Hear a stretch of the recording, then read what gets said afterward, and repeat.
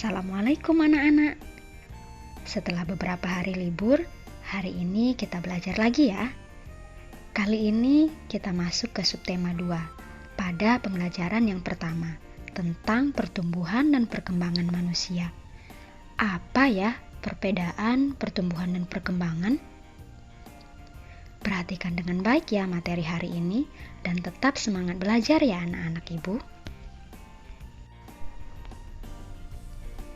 Manusia merupakan salah satu makhluk hidup. Manusia memiliki ciri-ciri yang sama dengan makhluk hidup lainnya. Salah satu ciri manusia sebagai makhluk hidup adalah mengalami pertumbuhan dan perkembangan. Pertumbuhan manusia terjadi sejak di dalam kandungan atau di dalam perut ibu. Setelah lahir, pertumbuhan manusia bertambah besar dari bayi hingga dewasa, seperti yang ada pada tampilan gambar ini ya anak-anak. Dan setelah dewasa, pertumbuhan manusia berhenti. Namun, perkembangan emosi dan pikiran manusia terus berkembang loh. Pertumbuhan dan perkembangan dipengaruhi beberapa faktor. Mari kita pelajari faktor-faktor yang mempengaruhi pertumbuhan dan perkembangan manusia. Ayo mengamati. Anak-anak ibu, coba anak-anak perhatikan gambar yang ada pada tampilan ini.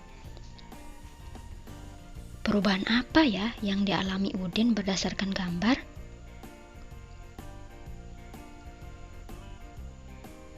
Betul sekali.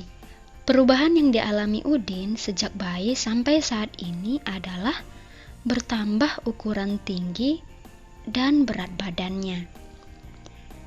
Perubahan yang dialami Udin sejak bayi sampai saat ini disebut dengan pertumbuhan. Nah, anak-anak, jika anak-anak ibu sudah bertambah tinggi dan bertambah ukuran berat badannya, artinya anak-anak ibu sudah mengalami pertumbuhan ya. Sekarang coba perhatikan gambar yang kedua. Perubahan apa ya yang dialami Udin sejak bayi sampai saat ini? Betul sekali. Perubahan yang dialami Udin sejak bayi sampai saat ini adalah ketika bayi, Udin memegang botol untuk minum susu. Sekarang, Udin sudah bisa menggunakan gelas, sendok, dan garpu saat makan. Artinya, perubahan yang dialami Udin sejak bayi sampai saat ini adalah disebut dengan perkembangan.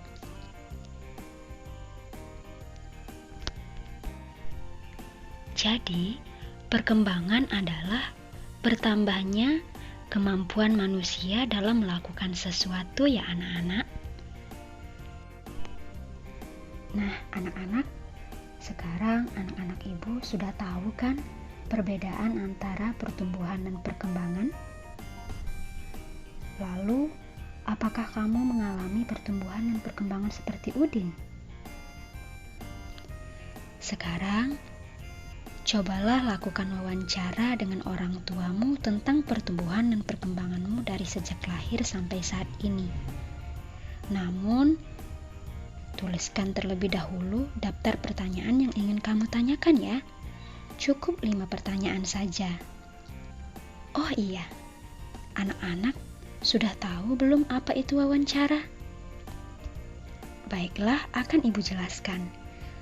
Wawancara adalah percakapan antara 2 orang atau lebih. Tujuan dari wawancara adalah untuk mendapatkan informasi yang tepat. Biasanya wawancara itu dilakukan oleh orang yang mewawancarai atau yang disebut dengan pewawancara dengan orang yang diwawancarai atau yang disebut dengan narasumber. Manusia sebagai makhluk hidup mengalami pertumbuhan dan perkembangan. Bertambah berat serta tinggi badan merupakan salah satu contoh pertumbuhan. Kekuatan tangan manusia juga mengalami perkembangan loh.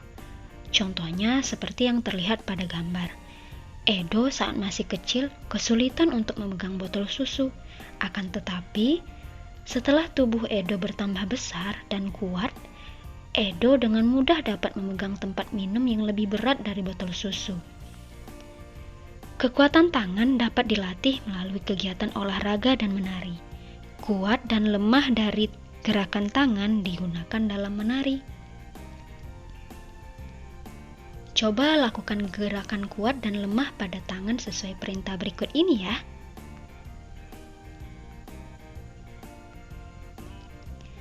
Lakukan gerakan lemah seperti orang memegang kapas. Apakah kamu sudah melakukannya, anak-anak? Lalu sekarang, lakukan gerakan kuat seperti orang yang sedang mendorong meja. Apakah kamu sudah melakukannya, anak-anak? Dapatkah kamu merasakan perbedaan dari kedua gerakan tersebut?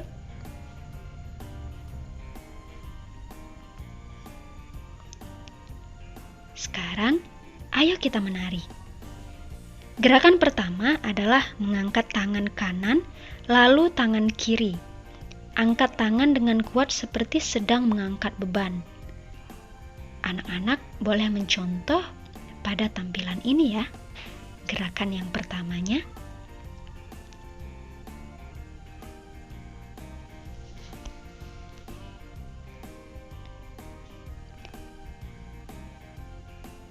Sekarang gerakan yang kedua. Gerakan kedua adalah turunkan kedua tangan secara perlahan.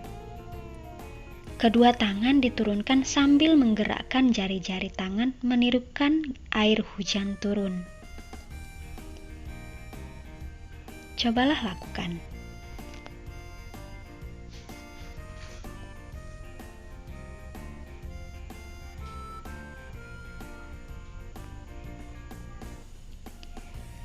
Gerakan ketiga. Gerakan ketiga adalah rentangkan kedua tangan ke samping, lalu bengkokkan sehingga membentuk huruf U. Seperti yang ada pada tampilan ini ya anak-anak. Kalian boleh menirukannya.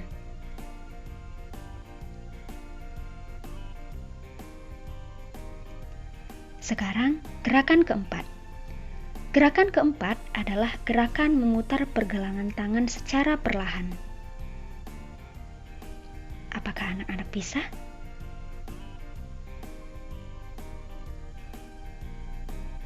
Baiklah, kita lanjut ke gerakan kelima. Gerakan kelima adalah menggerakkan tangan ke depan dengan kuat, lalu membalikkan kedua telapak tangan dengan arah yang berbeda. Bagaimana anak-anak? Apakah anak-anak bisa melakukan seperti yang ada pada tampilan ini?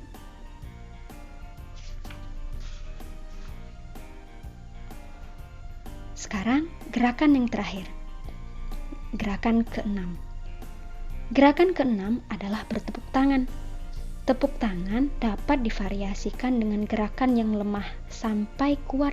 Misalnya, bertepuk dengan 2 jari, 4 jari, 6 jari, 8 jari, dan terakhir 10 jari.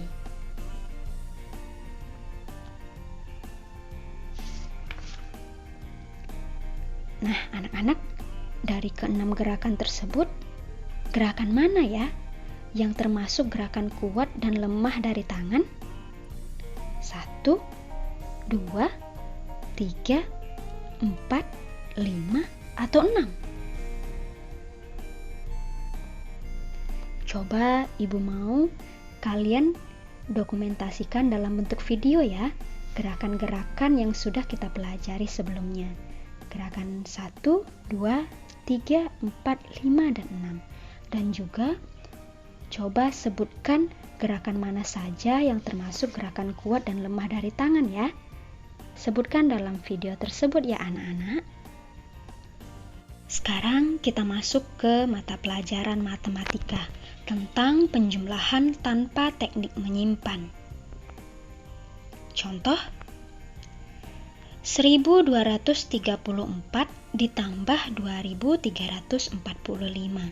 Berapa ya hasilnya? Mari kita cari.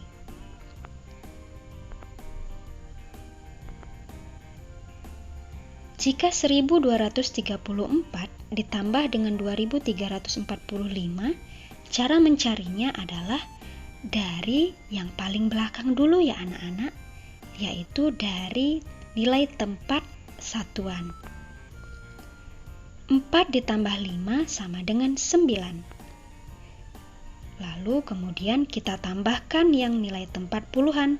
3 ditambah 4 sama dengan 7. Kemudian ratusan. 2 ditambah 3 sama dengan 5. Dan yang terakhir, baru yang paling depan yaitu nilai tempat ribuan. 1 ditambah 2 sama dengan 3. Jadi, 1234 ditambah 2345 hasilnya adalah 3579.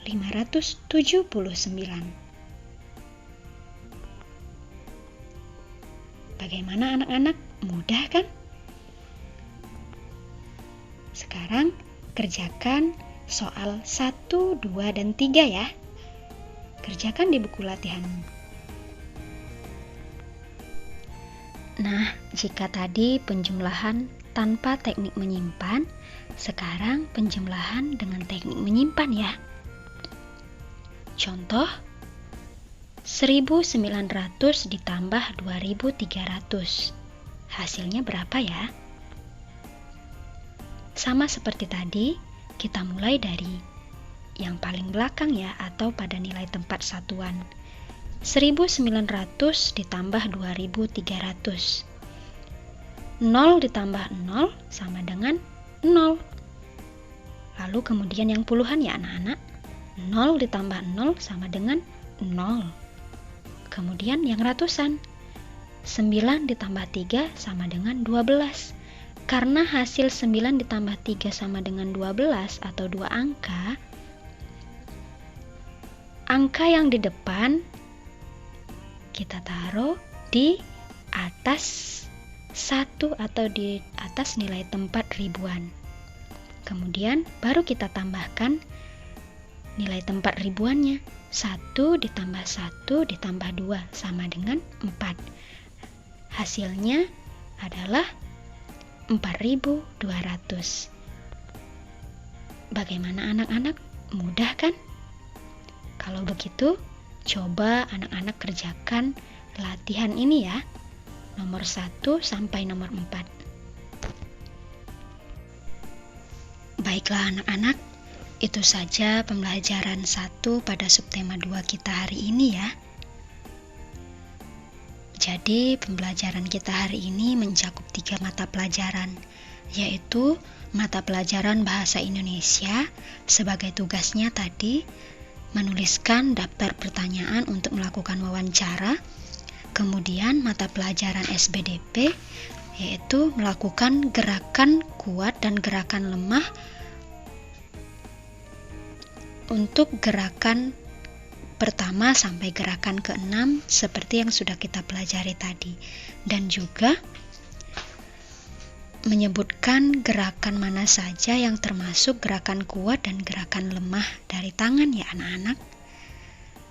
Kemudian cakupan mata pelajaran yang lain yaitu mata pelajaran matematika. Sebagai tugasnya adalah mengerjakan 3 soal untuk penjumlahan tanpa teknik meminjam dan juga 4 soal tentang penjumlahan dengan teknik meminjam. Ibu ucapkan terima kasih. Ibu akhiri, Assalamualaikum warahmatullahi wabarakatuh. Sampai jumpa di pembelajaran kita berikutnya ya anak-anak. Tetap semangat.